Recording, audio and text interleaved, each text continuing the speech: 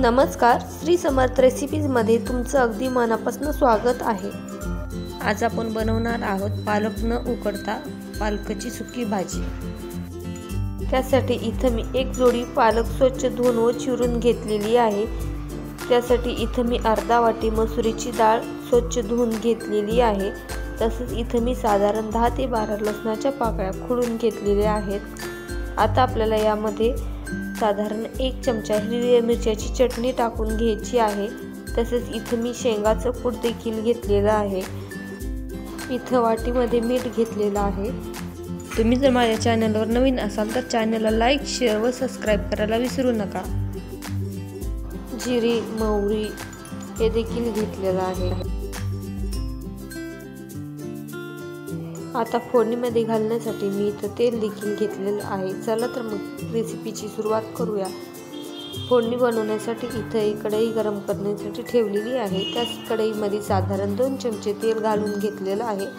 इथं आपल्याला तेल छान असं कडकडीत गरम करून घ्यायचं आहे। व्हिडिओ शेवटपर्यंत नक्की पहा। इथं तेल कडकडीत गरम झालेलं आहे। आता आपल्याला यामध्ये 1 चमचा मोहरी व 1 चमचा जिरं घालून छान असं तडतडून घ्यायचं आहे।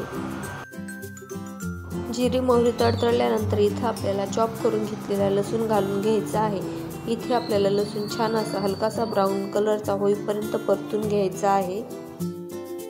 इथे आपला लसूण छान असा ब्राऊन झालेला आहे। आता आपल्याला यामध्ये स्वच्छ धुवून घेतलेली पालक घालून घ्यायची आहे। पालक घातल्यानंतर आपल्याला यामध्ये मसूरची डाळ देखील घालून घ्यायची आहे। डाळ घातल्यानंतर आपल्याला यामध्ये चवीप्रमाणे मीठ टाकून घ्यायचं आहे। आता आपल्याला हे सर्व साहित्य हलक्या हाताने छान असं मिक्स करून घ्यायचं आहे। इथं पालक मिक्स केल्यानंतर मी इथं 1 चमचा हिरव्या मिरचीची चटणी घालून घेणार आहे। इथं तुम्ही लाल तिखट वापरलं तरी चालेल। हिरवी मिरची टाकल्यानंतर आपल्याला हे छान असं मिक्स करून घ्यायचं आहे।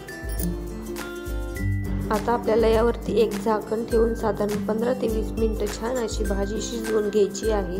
इथं आपल्याला पाण्याचा एकही थेंब वापरायचा नाही। इथे तुम्ही पाहू शकता आपलं मिठाचं पाणी जे आहे ते पालकामध्ये उतरलेलं आहे। आता आपल्याला ही पालक मिठावरती छान अशी शिजवून घ्यायची आहे। इथे तुम्ही पाहू शकता आपल्या भाजीमध्ये छान असं पाणी झालेलं आहे। आपली भाजी छान अशी आपल्याला रटरट शिजवून घ्यायची आहे। पालकेतलं पाणी आटेपर्यंत आपण इथं भाजी शिजवून घेणार आहोत। तुम्हाला ही रेसिपी कशी वाटली मला कमेंट करून नक्की सांगा व व्हिडिओ शेवटपर्यंत नक्की पहा।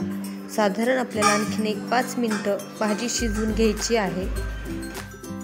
तुम्हाला जर ही भाजी सुकी करायची असेल तर यामधील पूर्ण पाणी आटवून घेऊ शकता, नाहीतर ही भाजी अशीच थोडीशी सरबरीत ठेवली तरी चालेल।